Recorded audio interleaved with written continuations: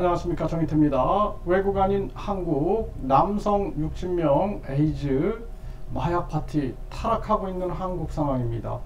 안타까움을 금할 수가 없고요. 한 나라가 멸망할 때 보면은 이렇게 타락을 하게 됩니다. 지금 한국이 종교도 타락하고 있고, 정치도 타락하고 있고, 교육도 타락하고 있고, 언론도 타락하고 있고, 법조계도 타락하고 있습니다.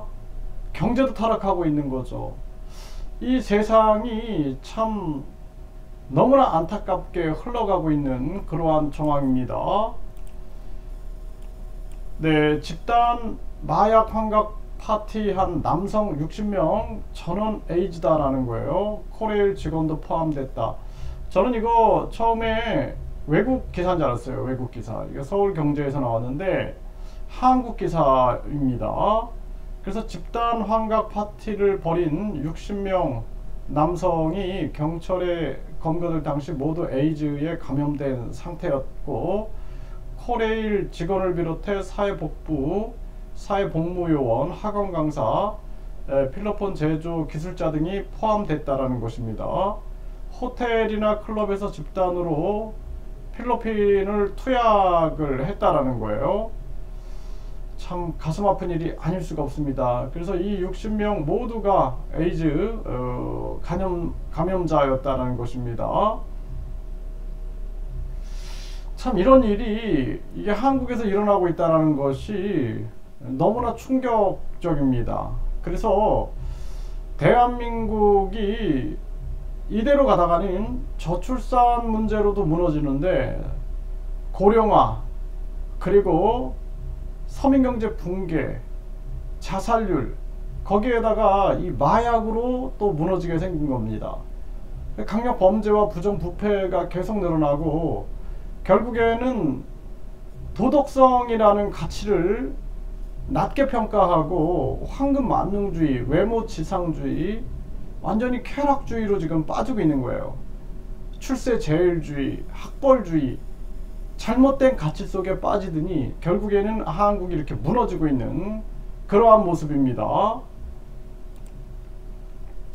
SNS 친숙한 1020 세대의 마약 사범이 크게 늘었다라는 것입니다.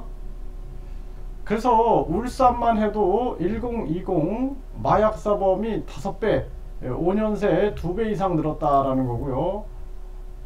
대전, 세종, 충남 2002년 마약 사범이 1158명, 역대 최다다라는 것입니다.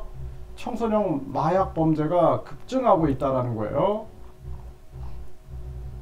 마약 사범이 늘자 범죄 정보 사고 파는 변호사들, 그래서 마약 형량을 감면해 주는 거죠. 이렇게 하기 위해서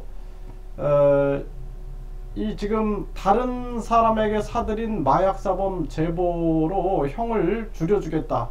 4,500만 원의 웃돈을 받는 거예요, 변호사들이. 그러다가 구속이 됐고, 또 마약사범은 누구든 고소나 고발이나 정보 제공할 수 있는 어떤 정당 행위로 볼 수 있어요.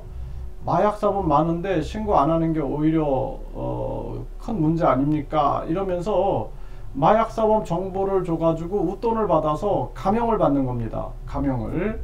이러한 또 변호사들 사기가 벌어지고 있다는 거예요. 그래서 이 제보를 할 수 있도록 다른 사람의 마약 범죄를 알려주겠다, 경찰관이 접견 오게 하겠다 제안해서 수백만 원을 챙기고 이런 일을 하고 있다는 겁니다. 그러니까 이 변호사들이 최소한 도덕성을 가지고 이 사회 정의를 위해서 노력해야 되는데, 그게 아니라 이런 범죄 정보 사고 파는 변호사들, 그러니까 완전히 이 황금 만능주의에 빠져버린 거죠. 물질 만능주의에 빠져버린 겁니다. 이런 정황이고, 서울 마약 사범이 13만 명이고 전국 최초 중독 치료 재활 시스템을 구축하고 있다라는 것입니다.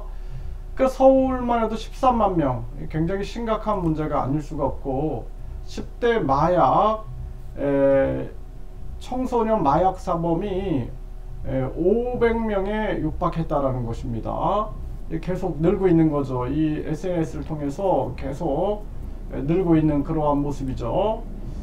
네, 10대 마약 사범이 4배 급증했다. 청소년 마약 교육을 의무화시킨다. 이렇게 지금 나오고 있는 정황입니다. 참 안타까운 일이 아닐 수가 없습니다. 요즘에 보면은 가정에서도 부모님들이 자녀들을 신고하는 일이 터지는 거죠. 네, 아이가 이상하다. 그러니까 이 정도로 지금 심각한 대한민국의 상황이다. 완전히 많은 국민들이 희망을 잃고 쾌락에 빠지고 있는 거예요. 그래서 이 한국의 미래가 계속 어두워지고 있는데 빨리 도덕성 재건을 해야 되고, 교육을 학벌주의가 아닌 한 사람 한 사람의 개성과 그리고 창의성, 그 사람이 가지고 있는 재능을 중심으로 한 평생교육 체제로 바꿔야 된다는 것입니다.